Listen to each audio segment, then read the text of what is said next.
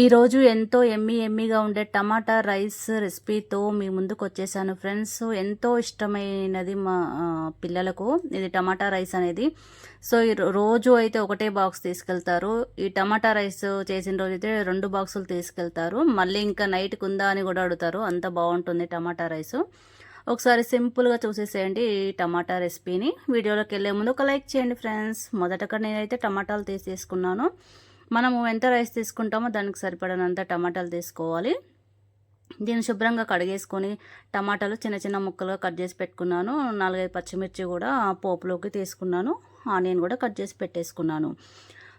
దీంట్లోకి మళ్ళీ పుదీనా అండ్ కొత్తిమీర మసాలాలండి మీ ఇష్టము. నేనైతే జస్ట్ పట్టా అండ్ సాజీరా ఇలాచీలు మాత్రమే తీసుకున్నాను. కొందరు లవంగాలు బగారాకు కూడా వేసుకోవచ్చు అండి. మా ఇంట్లో లేదు కాబట్టి దాన్ని ఒకటి స్కిప్ చేసేసాను. నాకు సరిపడంత రైస్ అయితే తీసుకున్నాను. చిన్న గ్లాస్తో ఒక 6 గ్లాసులు తీసుకున్నాను. 3 టైమ్స్ కడిగి పక్కన పెట్టేసుకున్నాను.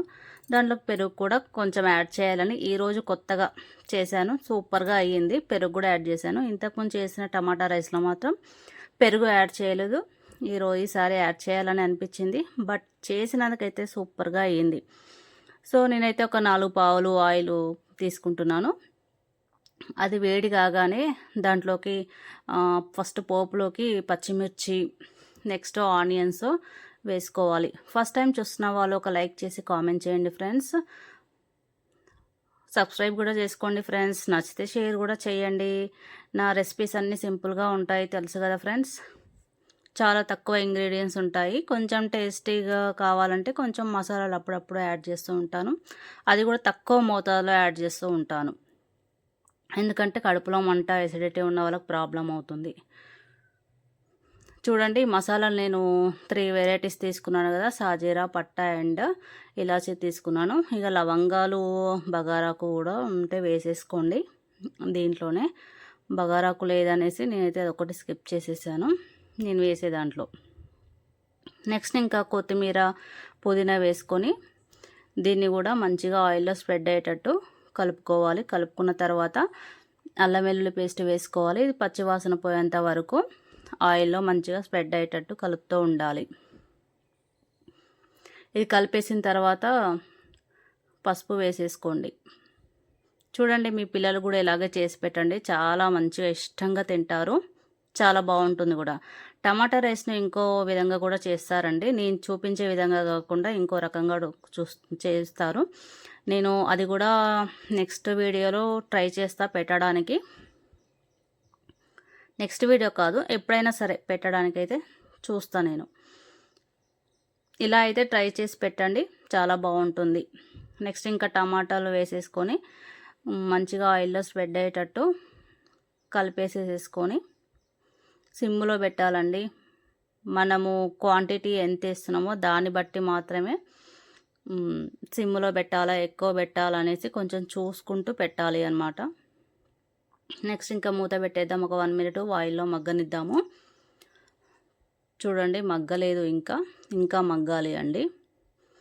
మంచిగా ఆయిల్లో మగ్గుతేనే టేస్టీ వస్తుంది. అది ఏ వెజిటేబుల్స్ అయినా సరే. మళ్ళీ ఒక్క 1 మినిట్ అట్లా మూత పెట్టేద్దాము. అయిన తర్వాత చూడండి అయ్యిందండి. దీనికి సరిపడనంత కారము, ఉప్పు వేసేసుకోండి. కొంచెం స్పైసీగా ఉంటేనే బాగుంటుందండి. మామూలుగా కంటే కొంచెం లిటిల్ బిట్ ఎక్కువ వేయండి కారము, బాగుంటుంది టమాటా రైస్లోకి. మరీ చప్పగా ఉంటే కూడా బాగుండదు. సో మేము డైలీ తినేదానికంటే లిటిల్ బిట్ కొంచెం ఎక్కువ వేసాను ఈరోజు నేను. సో ఇది ఇప్పుడే కూడా మీరు ధనియాల పొడి, మసాలాలన్నీ పౌడర్ చేసి పెట్టుకుంటారు కదా, అది కూడా వేసేసుకోవచ్చు. బట్ నేను వాటర్ పోసాక మాత్రం వేసుకున్నాను. ఇప్పుడే వేసేసుకోవచ్చు మీరు. దీంట్లోకి పెరుగు కూడా కొంచెం లిటిల్ బిట్ యాడ్ చేశాను. కానీ ఎట్లా వస్తుందేమో అనుకున్నా, సూపర్గా అయ్యిందండి పెరుగు కూడా యాడ్ చేస్తే. సిమ్లో పెట్టడం మర్చిపోకండి అండి, మాడిపోతుంది. చూసుకుంటూ కలుపుతూ చేయండి ఫ్రెండ్స్. ఒక లైక్ ఇవ్వని వాళ్ళు లైక్ ఇవ్వండి ఫ్రెండ్స్. కామెంట్ చేయండి నచ్చితే, వీలైతే షేర్ చేయండి. పెరిగేసిన తర్వాత అట్లా మూత పెట్టేసాను 1 మినిట్. తర్వాత అందులో మగ్గినాక నేను చిన్న గ్లాస్ తీసుకున్నాను కదా, దాంతో 1 గ్లాస్ బియ్యానికి నేను 2 గ్లాసెస్ వాటర్ పోసుకుంటున్నాను. సో కొలిచి జాగ్రత్తగా పోయండి, అటు ఇటుగా అవుతుంది లేకుంటే. సో అట్లయితే అయిపోయింది. నెక్స్ట్ ఇంకా మంచిగా కలిపేసేసుకొని ఇప్పుడు నేను దీంట్లోకి ధనియాల powder and garam masala powder చేసి పెట్టుకున్నానండి. అవి ఇప్పుడు యాడ్ చేస్తున్నాను. మీరు వాటర్ పోయకుందే రైస్ వేసుకొని మంచిగా కర్రీలో కలుపుకొని పెట్టుకోవచ్చండి. కానీ నేనేం చేశానంటే వాటర్ పోసాక ధనియాల పొడి అండ్ గరం మసాలా పౌడర్ వేసాను. మీరు అన్నీ కూడా వాటర్ పోయకముందే వేసేసుకోవచ్చు.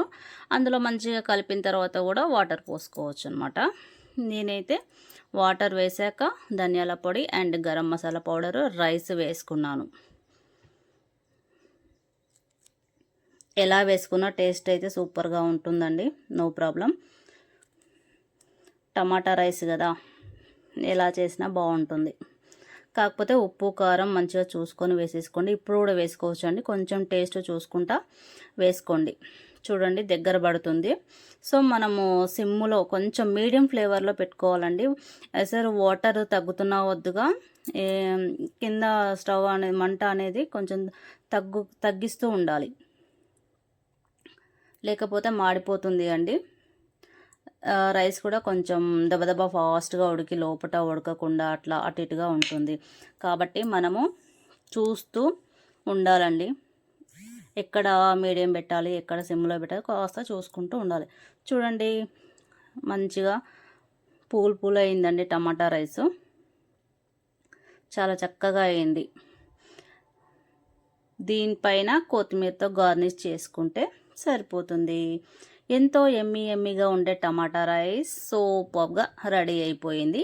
ఒకసారి ట్రై చేసి మీ పిల్లలకు పెట్టండి, ఎంతో ఇష్టంగా తింటారు. ఒక లైక్ చేయొచ్చు.